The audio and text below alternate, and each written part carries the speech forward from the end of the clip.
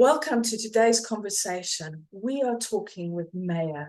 We are talking about where do we come from, trauma, hypnotherapy, and loving oneself and being excited to tell ourselves that we love ourselves. I know, don't worry, that is not all weird and woo-woo. It's just about how can we have more life in one's life. And this conversation with Maya really digs into it. We talk about past lives as well and the impact that it has with us right now. But it's a really interesting conversation because we go in quite a few different avenues. And that's what we love about conversations on here and with our guests. We never know where it's going to go.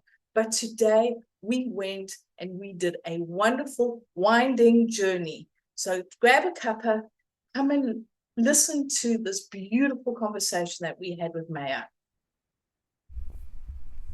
But before we dive in, I would love to invite you to come and join us and follow us on social media.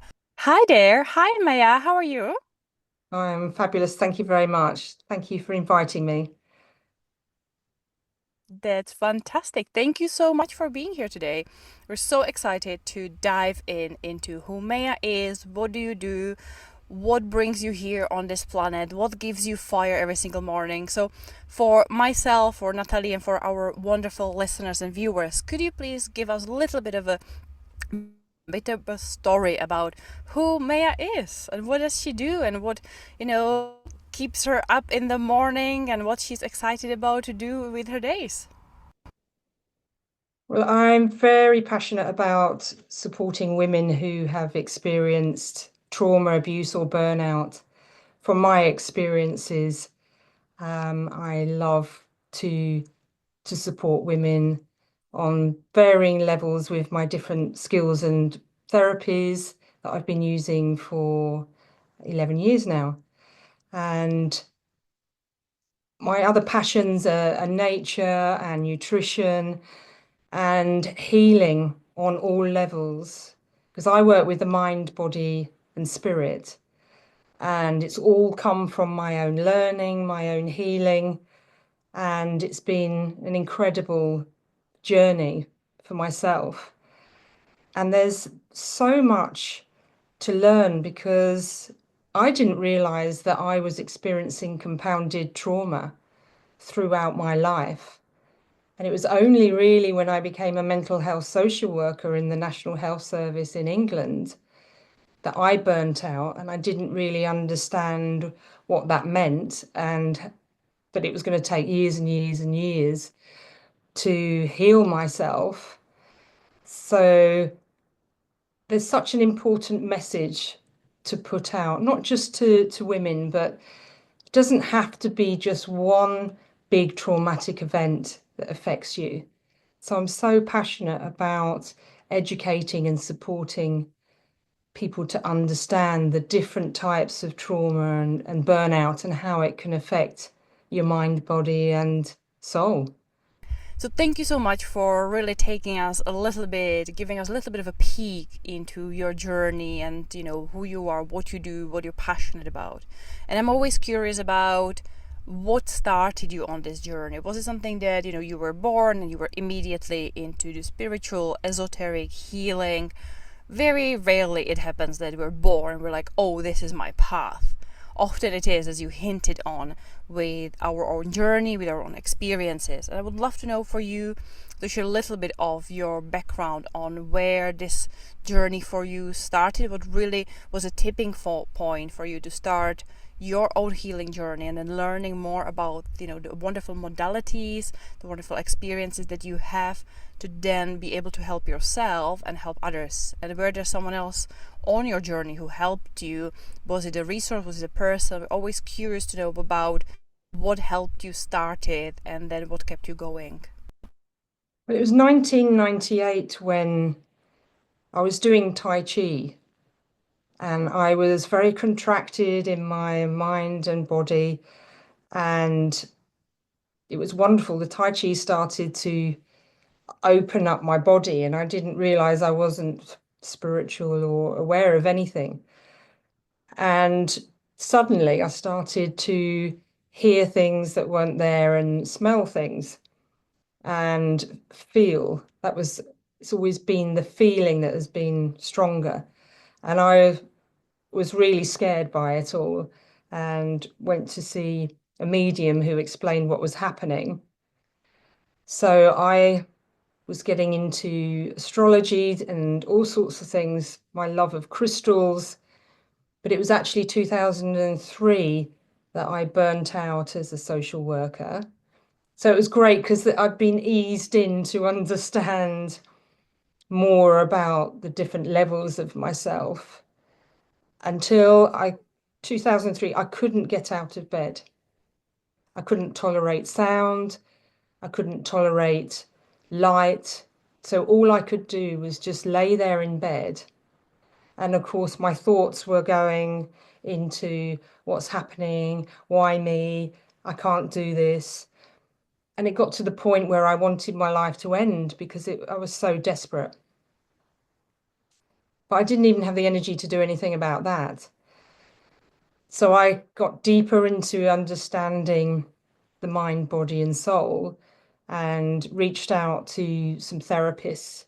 I couldn't do much at all. It all started with such a small amount and a small amount of time on my healing journey.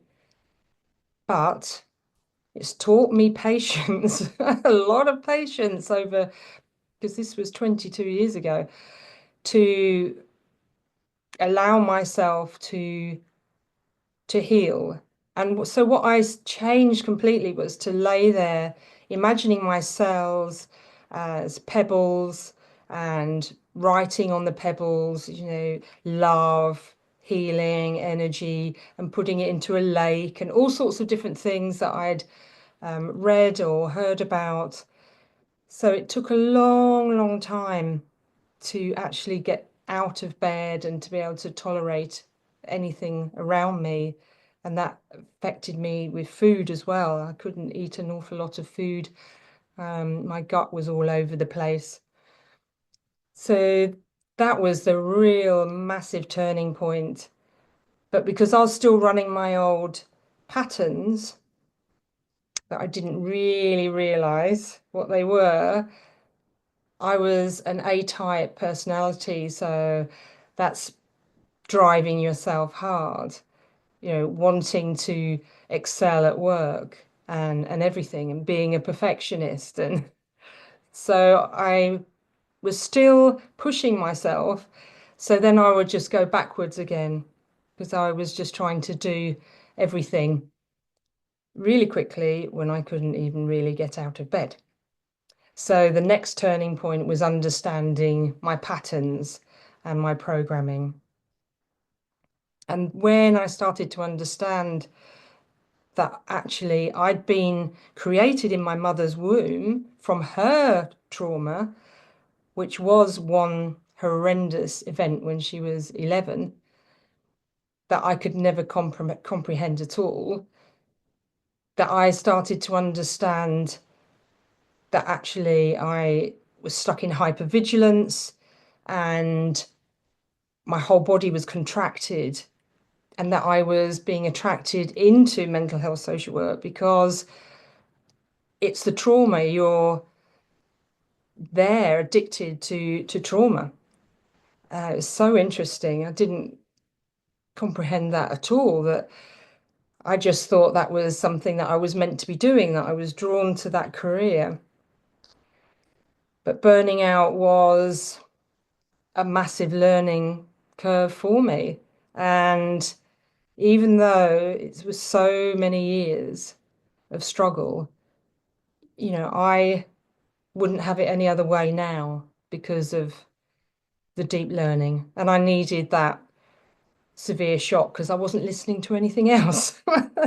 As I was gradually becoming more and more unwell, I just kept pushing through that. And I'm sure there's some listeners here who it's resonating with, because so many of us do that, especially women when they're juggling a career and family and house and everything else. Not that I had children, but yes, that's what happened. I was so grateful. Wow, and thank you for sharing. And like you said, we don't always listen. We get these signals and we don't listen. We sort of work through them to keep going, to fulfill our responsibilities or just doing, and we're not actually listening to what our bodies are telling us. And then there's this impact, and it just gets worse and worse until we stop and start to listen. And yeah, I mean, this is something that resonates with me, is the not listening and just keep going, because it's either through ignorance and not realizing what's going on. As you said, it's you just kept wanting to go and not knowing what's happening. But I think there's also a little bit of fear there, is what is there. And then there comes also this belief that we are not enough or we are broken, but we just got to put this persona on and say, and just show the world that everything is fine. Meantime, we've got this idea of, oh, I'm broken, I'm not enough, what's wrong with me, why me, and just this cycle that we can go into. So I love how you really shared that. It is something that I think a lot of our listeners do experience. And I know myself and Lenka, we've had these experiences where we just don't listen, but learning to listen and learning to find what works, what doesn't work, and then with patience. Yeah, patience. That's something that I'm working on and having to deal with. And it's wonderful how you said you wouldn't wish it to be any other way because of what you've learned, because of the journey that you've been on, and it's enabled you to be where you are today and to get you to who you are tomorrow, next week, next year. But this is a process. And I think that is such a powerful tool, is not necessarily regretting is probably not the right word, but not denying what's happened and wishing it gone, but embracing it and learning to bring that into the teachings of yourself, as well as, and then of course you can bring it and help your clients and help people, because you've been on that path before. You understand it in your way, to know what has worked for you and what maybe hasn't worked for you. But it's just finding that path. And I think that is so powerful, is that non-regret and non-wishing it hadn't happened, because I think that is our traumas, our things that have happened, the good and the bad, is all what makes us who we are. And I think when we deny it and when we fight it, that's when it becomes a physical issue or a mental issue. But it's working through it and almost embracing that as part of who we are can help us to heal and to move forward. So with all that, is once you've started your healing process and once you started to get back onto the physical track, because you said, bedridden, burnout, intolerant to a lot of foods, what sort of showed that you were getting better? How did you know that you were on the right path? Because we try so many different things and we don't always know if it's working. Might not work overnight. As you said, patience and learning. But how did you realize, or what enabled you to realize, hang on a minute, this is working? It might be a little step in a little way, but how did you know or realize, okay, I'm now on the right path and it's working, even though it might feel like it wasn't working? I hope that question sort of makes sense. Yes. Well, just to put it in the context a wee bit, I was married at the time, And I kept saying to myself that I would leave him when I got better. Because looking back, it was very toxic and he was unsupportive and totally unspiritual and not understanding, bless him, what was going on for me. So that was a massive turning point, but it took a tarot reader to say to me, I've never experienced this before, but your guides are screaming at me to tell you you've got to leave him. And she said, I would never normally say this. But that was just leaving, packing the dog and myself and a few bits in the car and going to my dad's, which was a real healing decision just there. I noticed immediately just getting out of that environment, the change, it was incredible. But I think when I healed my gut, because the gut is such a key part of us, so many people don't realize when they're eating a lot of junk food. And I was into a lot of sugar because as a social worker, a lot of people were smoking to deal with the stress, black coffees, junk food. My thing was a drawer full of chocolate. So there was a lot of sugar in my system. And I would say that that was a real turning point as well when I turned that corner with my gut, because it's like the foundations, isn't it? Because I realized what I was trying to do was to just leap forward. It was like with my chakras, the 7 main energy centers. I was only focusing on the top ones because I was like, yes, I just want to be spiritual and that'll get me there. And I had to realize I had to go back to the basics and work through from my root chakra upwards. It was like that. It was just getting the foundations of my body. And then I was working on my inner programs, and I trained in 2014 to be a hypnotherapist after seeing a hypnotherapist who just happened to be working just in the next village because I couldn't drive far at all. And she just hired the room from the Reiki healer that I was seeing. She told me, because she was a wellness coach and a hypnotherapist specializing in chronic fatigue, because that was, or ME as it was known then, that was the diagnosis I'd been given. So to this day, it was incredible that she came there and she didn't see anyone else, and then she left. But it was just like this godsend of her being there. And that was another massive turning point. She started doing the hypnotherapy and I sat upright and I said, I've just been told that I'm meant to training this. And she just grinned at me.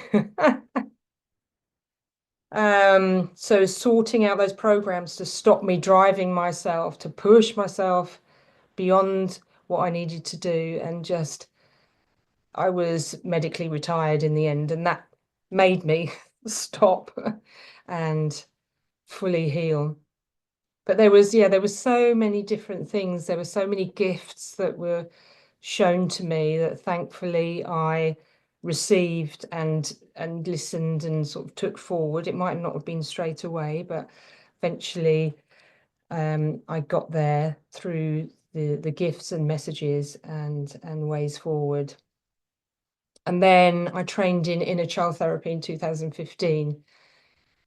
And that was another massive turning point to go back and to, some people say rescue, but it's basically being there for my younger self, to talk to her, to love her and let her know it's okay. You're safe now. I've got you. Rather than carrying on in the underlying trauma patterns and programs, and then to release the held stress and trauma out of my cells, the issues in my tissues. That was another huge turning point. So yeah, there's a lot of different ones. But I would say they're the massive key ones that thank you wherever all that information came from. The message in the tissues. That's amazing. Now, for our listeners and a little bit for myself as well, is you mentioned patience. Can you share a little bit about what that means for you to be patient, and how did you help yourself to be patient? Were there some techniques that you used, or just finding it within yourself to be patient? Because we do live in such a chaotic world that everything is now. Everything is instant, and being patient is quite something, because our environment doesn't cater for patience. In the old days, when you wrote a letter and then you put it in the post and you sent it off and then you waited for, you were forced to be patient. But now you instant, WhatsApp message, text message, whatever, email, and you literally typing it out, expecting a response as soon as you sent it.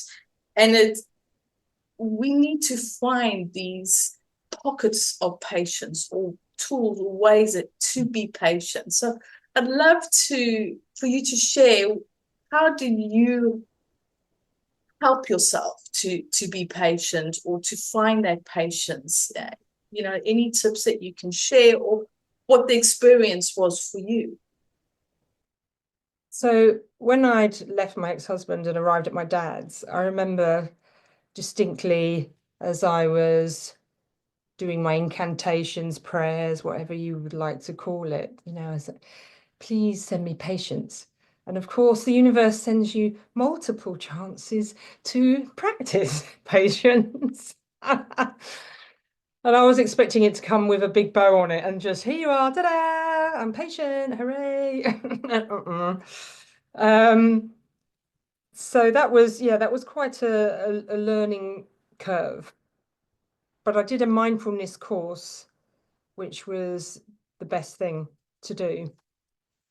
That was where they were saying, right, for 3/4 of an hour a day, you're going to sit with your excruciating physical pain and your emotional pain and, your thoughts about wanting to die or whatever. And I was like, oh dear God, okay.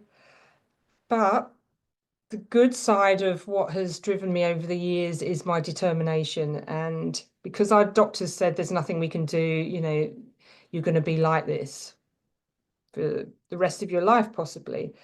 And that was like, no, I'm not having that. So the mindfulness, even though it was very raw and I had to sit with all of that, it was incredible to learn presence, to learn the felt sense of what was going on inside my body, and to sit whatever it is and love it and hold it. Because the natural thing for us to do, of course, is to contract and I don't want this, I don't want to look at it. And so many people will spend a lot of their time avoiding all of that. And I used to. It's how we've been brought up in society. All the distractions, all of the addictions, and have this, this will help you feel better, and take some medication, which of course has its place. But as a mental health social worker, I saw the other side of that, where it was just dulling everything down. They needed to focus on the core of the issues. So yeah, that took a while, but with the determination, yeah, that was the thing that really helped me to, alongside, to become patient with myself. Because when you're an A-type personality, you're often so driven and expecting everybody else to to work at a ridiculous level, which I always used to, going in early, staying late, taking on extra clients people didn't want and trying to save the world. So all of that was shifting within that patience. I think once you understand what presence feels like, however crippling and uncomfortable that is for you, then you're on your way. And it's practice. It's like mindfulness practice, meditation practice, yoga practice. I started just with 5 minutes of yoga a day. That's all I could do, very gently, and just celebrating each day.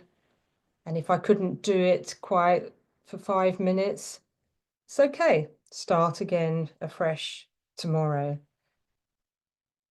And yeah, brainwashing myself with a lot of very positive programming through the hypnotherapy.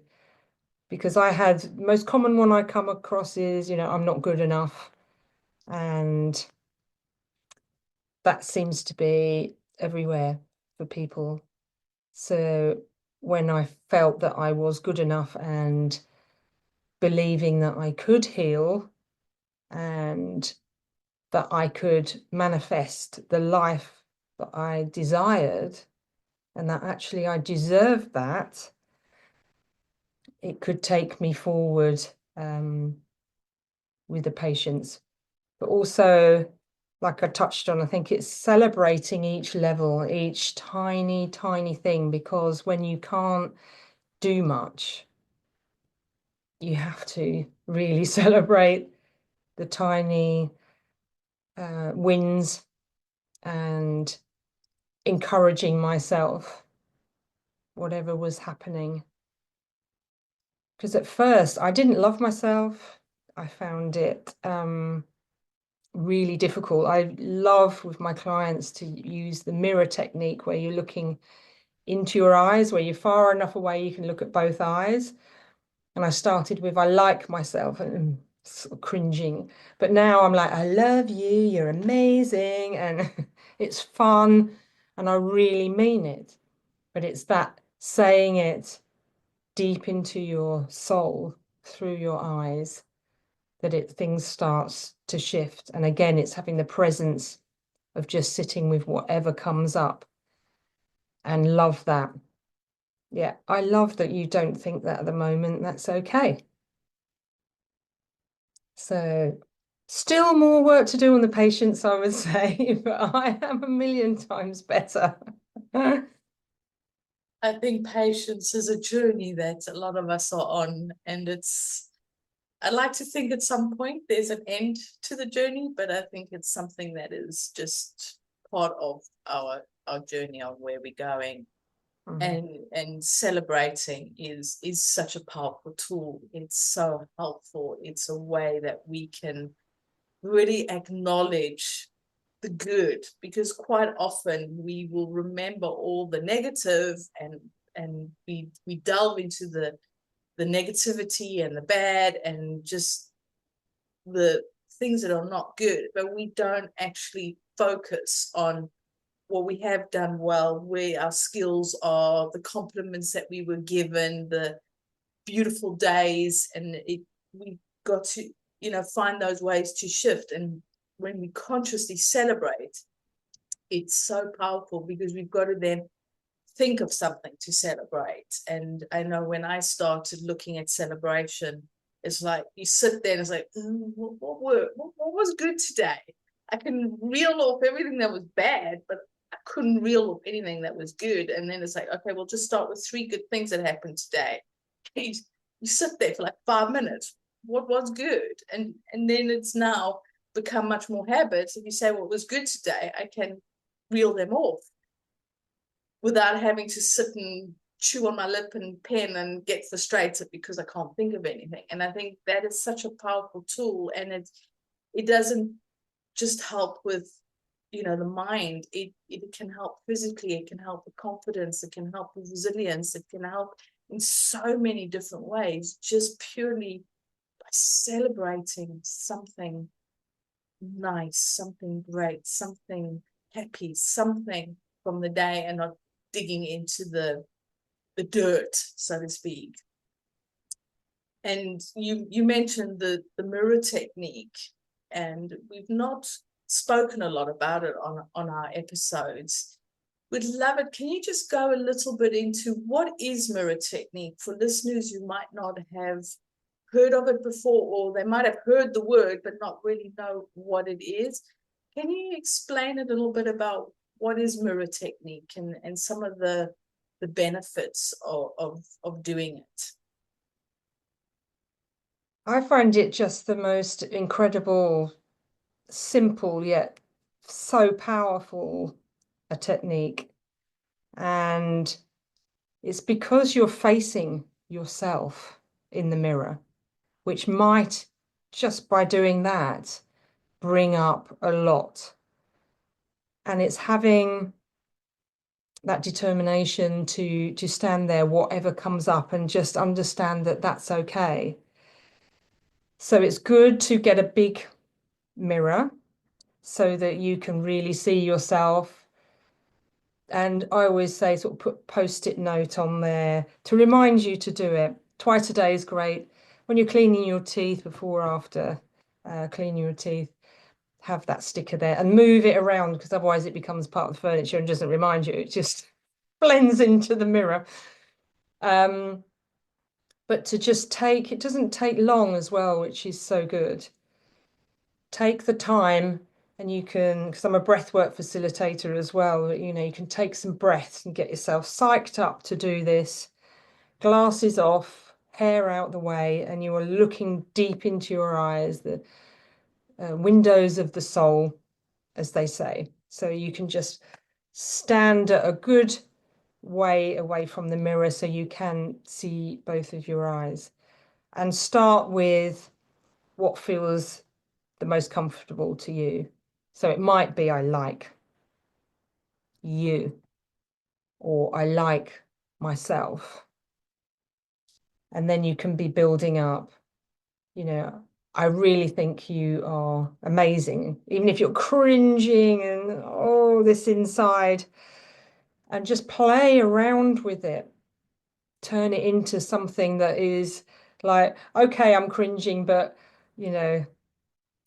lighten the energy as you're doing this, and just keep going, keep practicing it twice a day.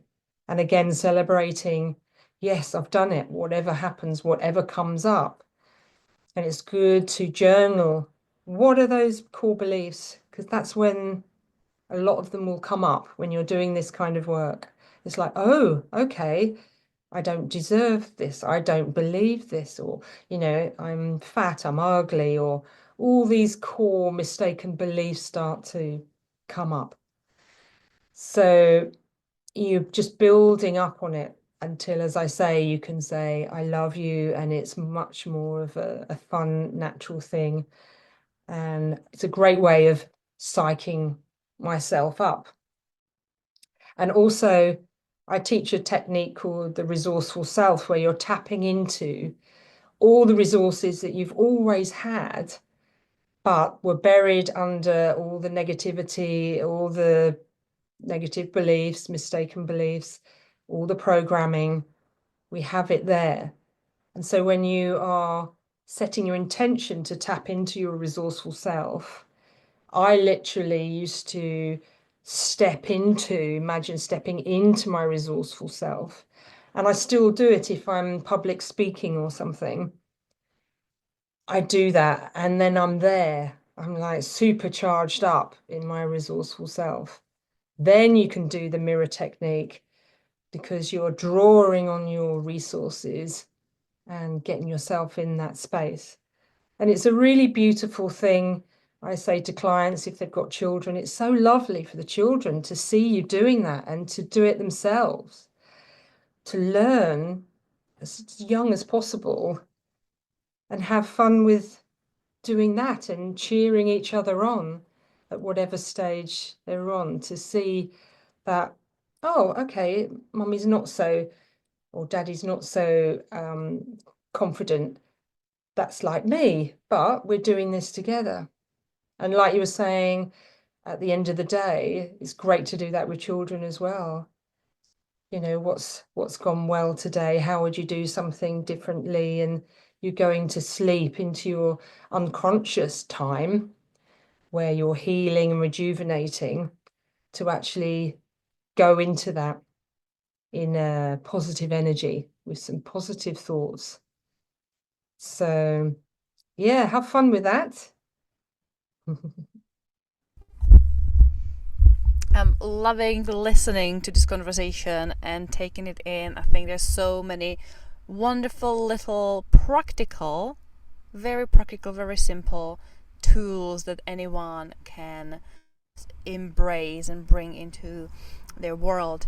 And I love when you mentioned that you're also a breathwork facilitator, because the power of breath is something we've explored on the podcast several times, and it's something that I'm passionate about to learn more. So if you wouldn't mind telling us a little bit more from your experience, where did your journey with breathwork start? Are there any breath practices that you would recommend people for, staying grounding, staying present, healing?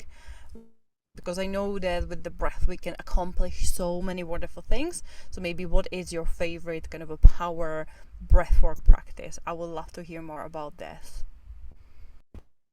So someone in a spiritual group I'm in, so it was a year ago last January, she sent me a link to Alchemy of Breath, because they do breathwork sessions on Sundays, 9 a.m. and 9:30 and 5 p.m. UK time for an hour, all free. And as soon as I saw this link, I just knew I had to do the breathwork. And so I was doing it once or twice on the Sundays for about a year and a half. And it was incredible because it was really helping to reach more trauma and anything else going on in my body, blocks, beliefs, anything else that was still there that was coming up. And I was like, wow, this is incredible. And I'd hear at the end, they'd be talking about their training to become a facilitator in Tuscany in Italy. But it was just in the distance, I didn't really, nothing was calling me. And then after a year and a half, one Sunday, it was like it can be from the universe, bolt out of the blue. You meant to training this? And I was like, okay. So I joined the course about 4 minutes before the next one started.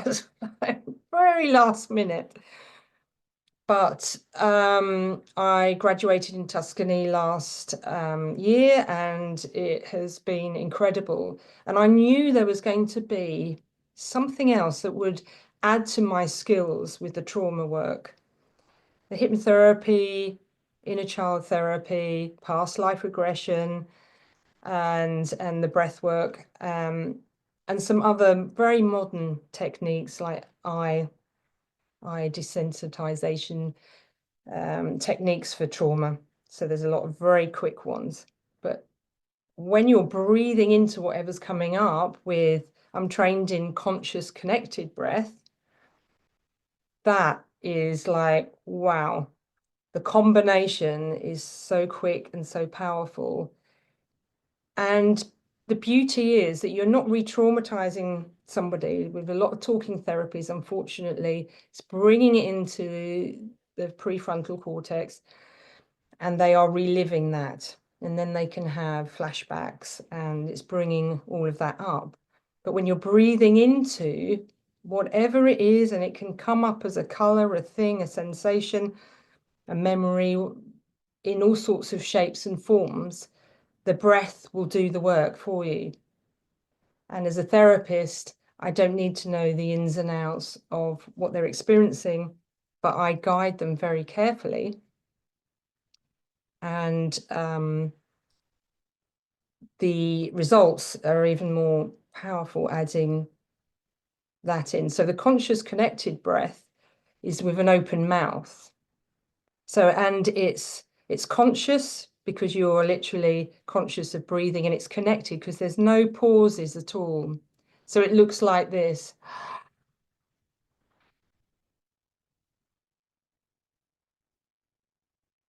So whatever's coming up as you're breathing in, you are stimulating the nervous system, and then you just let go without any energy on the out breath, and that is regulating your nervous system.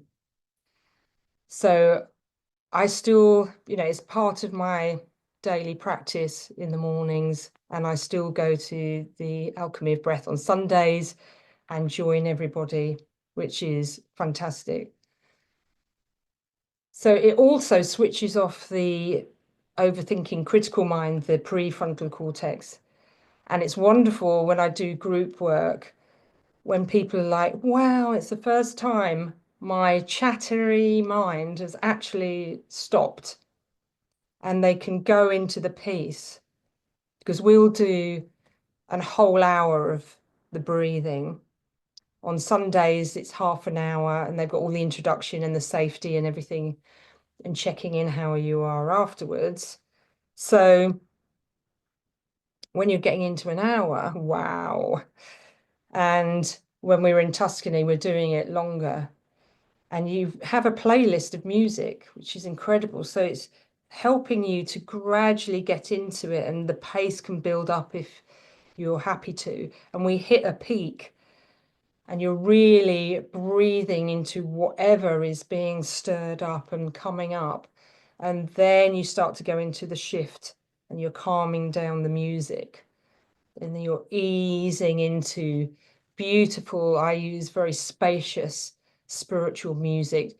And then you start breathing through your nose, and then you're coming back, and anybody can join. So also I do my own free breathwork sessions online on Mondays at 7 p.m. for an hour UK time, fortnightly. And that's where I can support people afterwards for anything that has come up. But it seems to be a real buzz thing now. It's it's everywhere, and I'm so thrilled that breathwork is, because it's been around for such a long time, and we all breathe. I thought I was a good breather after doing meditation for years. I was so contracted here, and that was part of how I was as a child, and probably in mother's womb, that when I started to breathe, because you breathe down to your abdomen and then like a cycle up through your chest with the conscious connected breath. So yeah, I highly recommend for anybody just to enjoy that and take that hour out a week, and put it into their daily practice if they can. And one thing I love about the breath work, you mentioned it, is we all breathe. And we often think like, breathing, we all know, we're born, from the moment we're born, we know how to breathe. And yet breath work and our breath is such a wonderful tool for us to tap into what's happening inside and shift our state from one to another. It can energize us, it can calm us down, it can heal us. There's so many wonderful studies and examples of the power of breath work. So thank you so much for sharing your expertise, your insights on, and some examples of breath, and inviting our guests to join your groups, because this is something that I'm very passionate about, is the tapping into something and enhance our life with zero cost added. It's like we all breathe, it's there, so just let's learn to use our breath for the better. So we've spoken a lot about your journey and the tools that you're using, and where you've been. But can you share a little bit about where you are at and going? Because it is nice, to know where people come from, but where are they right now, and where are they going? Well, I have learnt to live in the moment, live in my presence. But within that, I have my visions of my retreat somewhere hot with a sea view where I will be working with people. At the moment, I'm at a retreat in North Devon in England, and we run retreats here. And it's great because there's just 6 to 8 people, so we can do some really deep work. It's by the sea. At the moment, it's really hot. It's absolutely stunning. But that's where I'm going, which will happen with my patience, determination, and hard work. But actually, it's not hard work because I'm very passionate about everything I do. So it is easy, but we need to put in the time. We need to show up and the consistency and everything else to put it together. I am creating an exciting new program for women who have experienced trauma and abuse or burnout. I do work with men, there's, absolutely, but I wanted to have a niche so that I can have women together online in the community and face to face at the retreats so they can feel safe, because obviously trauma abuse. Yeah. So that is really wonderful. I'm feeling really creative about that. And I've been in the desert and the Canary Islands for 5 weeks. And it's such a strong, beautiful, creational energy there. It was amazing to be in this majestic place in a desert for so long. So that's where I'm going with work, myself. I'm going to continue my journey till my last breath. And that is a commitment to myself. And the old impatient me would have been like, oh, that's too much. But now I'm like, that's exciting, that's nourishing, that is a wonderful, patient, wholesome way for me to exist in the present moment as much as possible. And to get even stronger in my body, because I didn't realize until last year, end of last year, after some private tests, that I've got some mold in my body, which was adding into burning out and everything else. So I am eradicating mold out of my body, and I just know that I want to be the best version, absolutely, of myself in this incarnation that I believe. And something actually I haven't mentioned, I said I was a past life regressionist, but for myself and clients, I realize how much trauma I've brought through in my neck from many past lives where I've been strangled, hung, suffocated, beheaded, swords in the back of my neck. So, dear God. So I feel like my soul said, let's get rid of all this life. Let's clear this karmic stuff. So there's still unbelievably some energy that I'm feeling in my neck that I'm working on. And I need to see somebody. I'm seeing somebody next week. It's a wonderful therapist, because I can't do that myself. Otherwise, I'm in my critical thinking mind where to go next. So yeah, I have that support. But now it's like I'm so attuned to my body. It's like, oh, okay, there's something else there that needs to be expressed. Is that past life? Is it whatever it is? And after being a people pleaser and a yes person, there was a lot of unspoken truths and needs and pent up frustration and anger and so much else that I needed to express. And yeah, I'm absolutely devoted to going all the way to my last breath. And I love hearing that from people when they have this never finished mindset.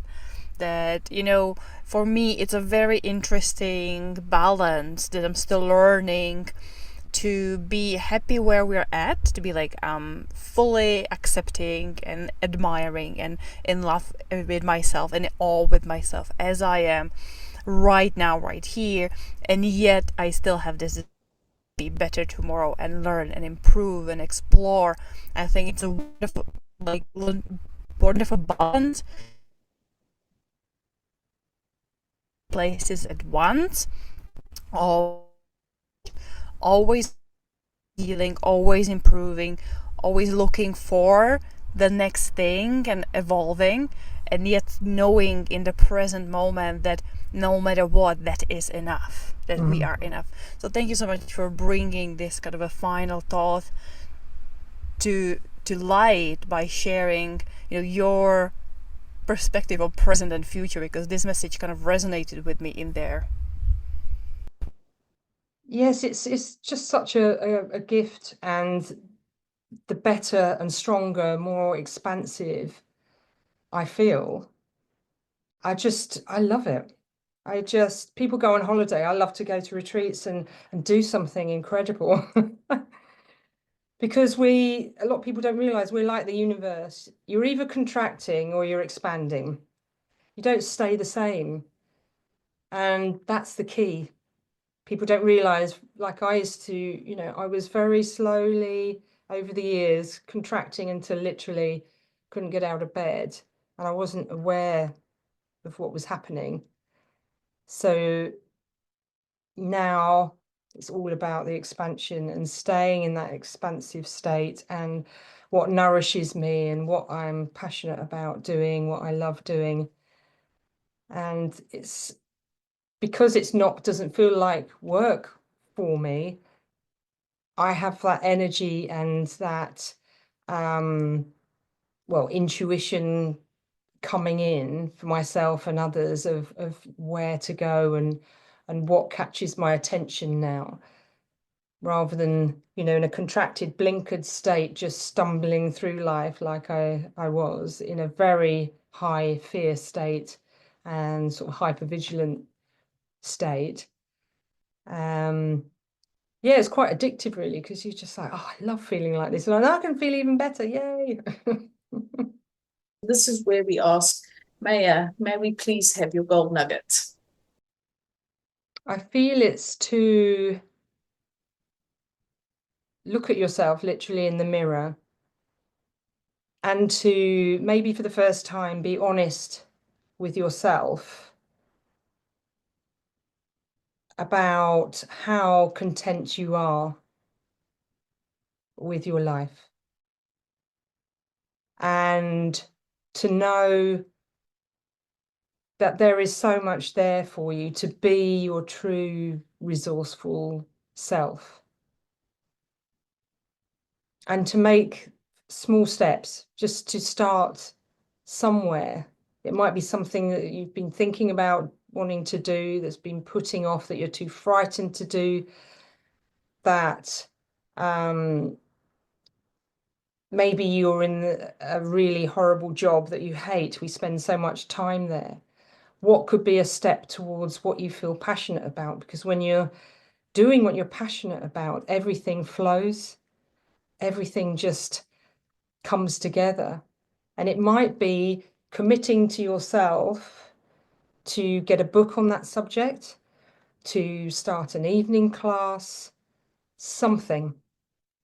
Look on YouTube at experts who are talking about that thing, but do something. And then every day, commit to doing just a few minutes. I commit to reading a book.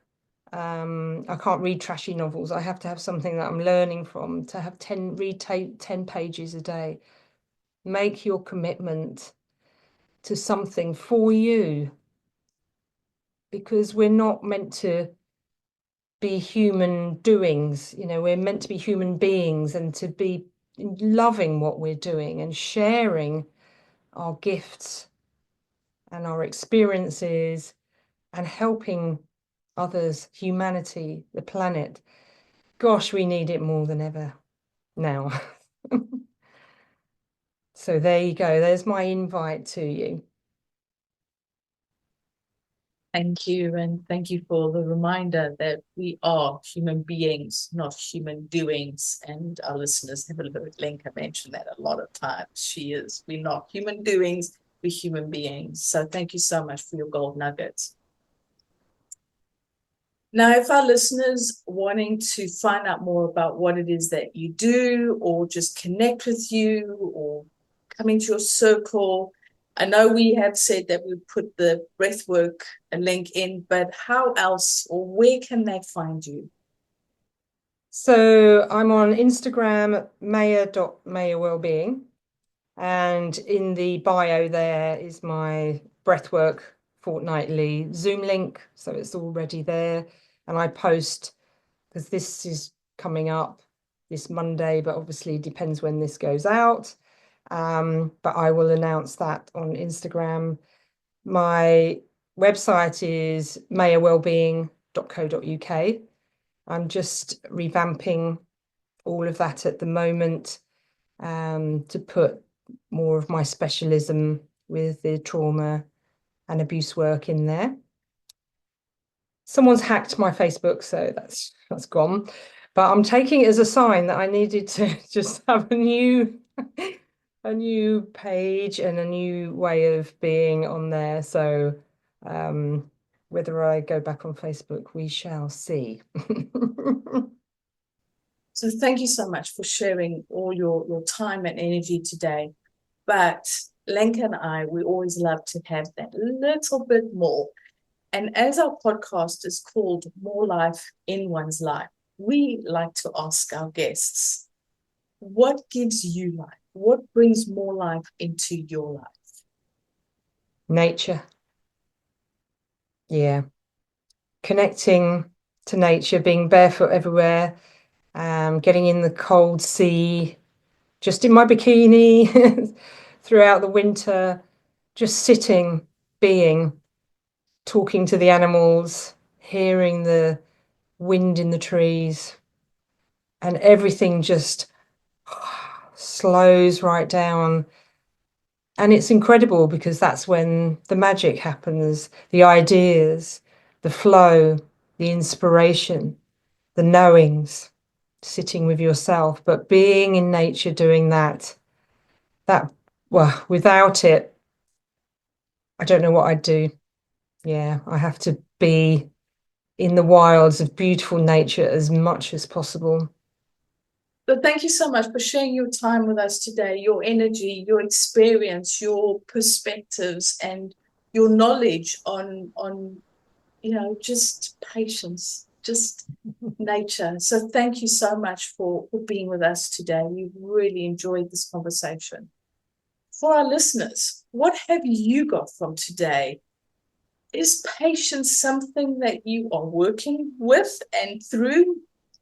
Or is patience something that you start to need to embrace and want to embrace? We would love to know, what aha moments have you got from today? What wisdom or guidance have you got? Or what tips can you share about being more patient and finding a way through life? And would mirror imaging and working with mirror work, would that be something that would inspire you? We'd love to know your thoughts. Let us know. Reach out to myself and Lenka. But until next time, we'll chat to you soon. Bye.